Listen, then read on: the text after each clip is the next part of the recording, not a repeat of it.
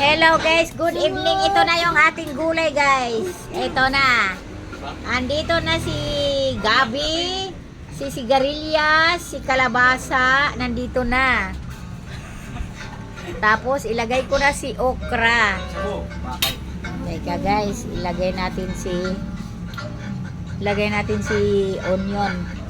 Pinakulo ko lang yan tubig, pinakulo. Hindi ko ginisa-gisa yan. Pinakulo lang ni Lola. Kay puro na lang mantika yung lahat ng kinakain, puro na lang mantika. Ilagay na natin si okra. Ayan si okra guys.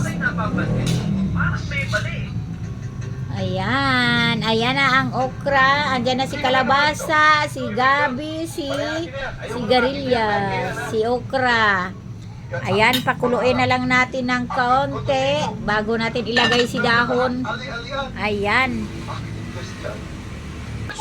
Ayan, kulo na. Ilagay na natin si... Ayan guys, tinimplahan ko na muna siya. Tikman natin. Ayan guys, ilagay na natin si malunggay. Ang dami pa naman ng malunggay ko guys. Humanap ng dugo. Ayan.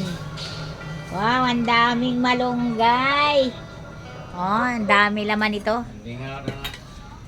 Tapos, isabay ko na si alugbate at saka si talbos. Ayan oh, ng kamote.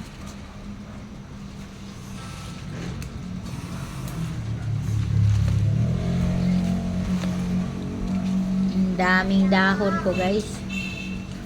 Gusto ko kasi maraming dahon. Ayan. Oh, ayan. Ilagay na ni Lola. Huwag nang gisingin muna si Lolo. Nakatulog ang aking darling guys, nanood ng TV. Habang naghihintay sa aking masarap na gulay. Gulay yummy. Healthy gulay. Ayan, takpan natin muna para kumulo. Ayan. Ayan guys. Wow, kulo na siya na naman. Ayan. Tapos, haluin ko naman siya para... Huwag mo lang galawin yan. Oo, huwag mong galawin yan.